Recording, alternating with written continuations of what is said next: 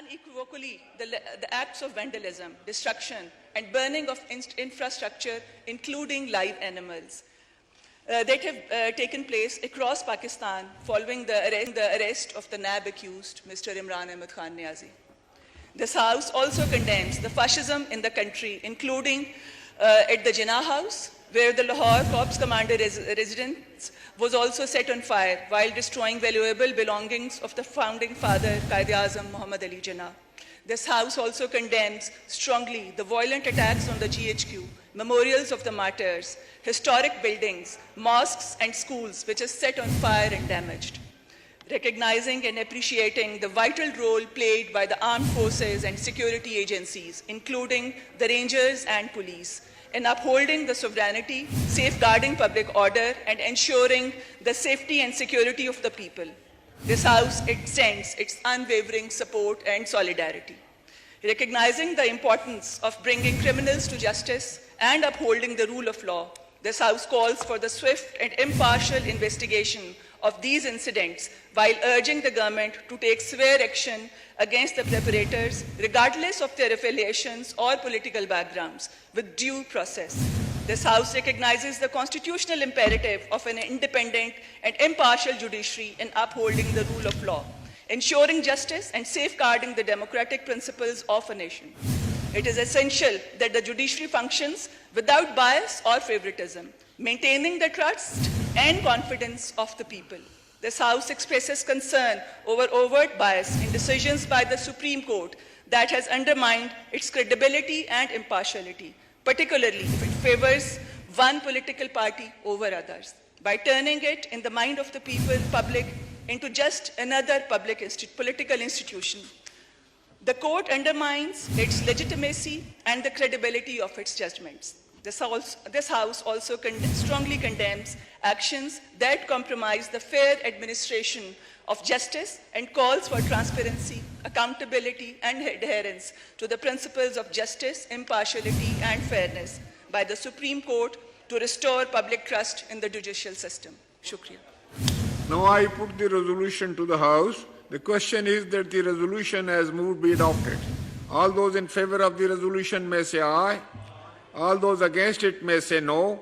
I think the ayes have it, and consequently the resolution is adopted unanimously. Ji Mohtaram Akhtar Jan Mangal Sahab. कौमी assembly में chief justice के खिलाफ reference लाने की तहरीक मंजूर कर ली गई है। कमेटी तश्कील दी गई है जिसमें मोहसिन शाहनवाज रांझा और सलाहुद्दीन अयूबी शामिल हैं। चीफ जस्टिस के खिलाफ रेफरेंस लाने की तहरीक पेश की गई जिससे मंजूर किया जा चुका है। कौमी असम्बली में कमेटी में मोहसिन शाहनवाज रांझा और सलाहुद्दीन अयूबी शामिल हैं। चीफ जस्टिस के खिलाफ रेफरेंस दायर करने की तहरीक पेश की गई है। शाजिया सोमरू की जानिब से ये तहरीक पेश की गई है। चीफ जस्टिस के खिलाफ रेफरेंस दायर करने की तहरीक मंजूर की जा चुकी है। चीफ जस्टिस के रवैये के खिलाफ ये रेफरेंस दायर करने की तहरीक पेश की गई थी। शाजिया सोमरू की जानिब से तहरीक पेश की गई जिसे मंजूर कर लिया गया है। शायद चंद लोगों के लिए ये अनोखी और नई चीजें हों, लेकिन सोचने और समझने की बात यह है कि ये हालात इस नैज तक पहुंचे कैसे।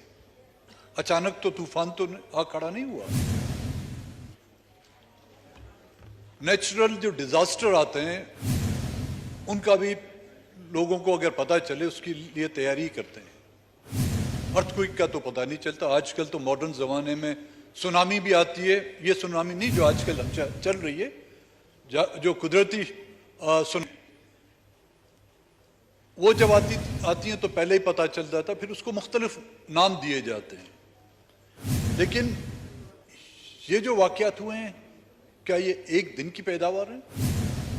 ये तो कई डिकेड्स से चली आ रही हैं। और अभी सिर्फ हम सब सर पे हाथ रखकर यही गाना गा रहे हैं कि ये क्या हुआ, ये कैसे हुआ और कब हुआ। क्या एक ही इस मुल्क में पैदा करदा मॉन्स्टर था है? जिसको फ्रैंकेनस्टाइन कहा जाता है।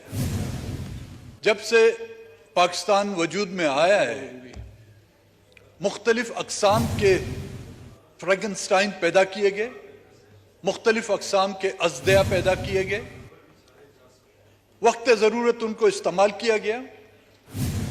जब वो अपनी हद से तजावुज़ कर गए तो फिर कभी उनकी दुम पर पैर रख दिया गया, या तो कभी उनके सर पर जो है पैर रख दिया गया। और कई ऐसे मॉन्स्टर जो है वो बना दिए गए।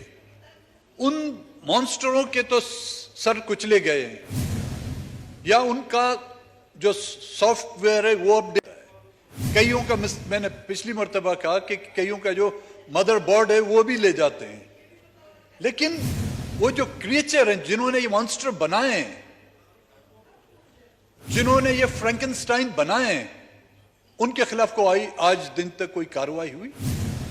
वो तजुर्बा गाएं जिन पे ये अज़दिया बनाए दिए जाते हैं, उन तजुर्बाओं के खिलाफ कोई कार्रवाई की गई? उन तजुर्बागाओं के डॉक्टर जिसने फ्रैंकेनस्टाइन बनाया था, डॉक्टर वॉल्डमैन, यहां पे तो कई आपको वॉल्डमैन मिलेंगे, डॉक्टर वॉल्डमैन मिलेंगे।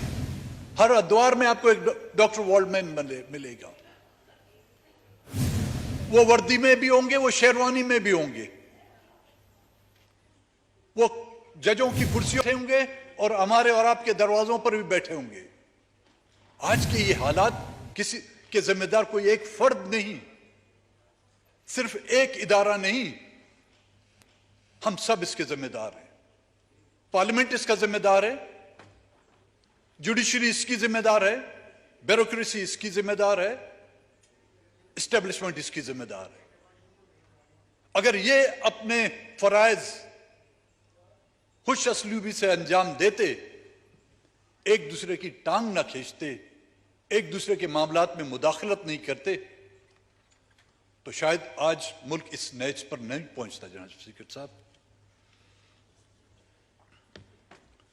आज के हालात को देखकर मैं ये तो नहीं कहूं कि मुझे खुशी हो रही है, लेकिन हंसना तो हमारा भी हक बनता है। आज हमें हंसी आती है इन हालात को देखकर कि जिन हालात का तस्करा, जिन हालात की निशानदेही आज से 50-60 साल पहले हम लोग जब करते थे, तो आप लोग हम पे हंसते थे, हम पे तोहमतें लगाते थे, हमको गद्दारों के लकाबात देते थे। जब हम वहां पर बैठे हुए थे जनाब स्पीकर साहब, मैंने कहा था गद्दारों की तादाद गिनते जाएं।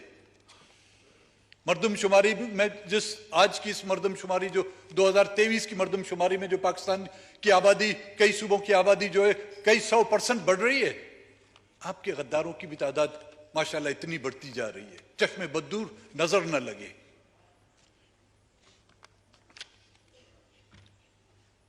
जो रवैया बढ़ता जा रहा है, ये दोहरा मयार सलूक का, क्यों?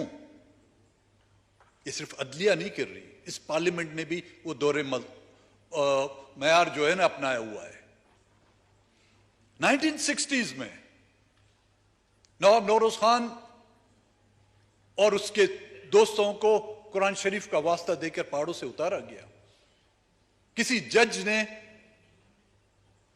किसी पार्लियामेंटेरियन ने, किसी पॉलिटिशियन ने, किसी सदर ने, किसी वजीर आजम ने उनको यह कहकर नहीं पुकारा गुड टू सी यू या विश यू गुड लक, किसी ने नहीं बोला।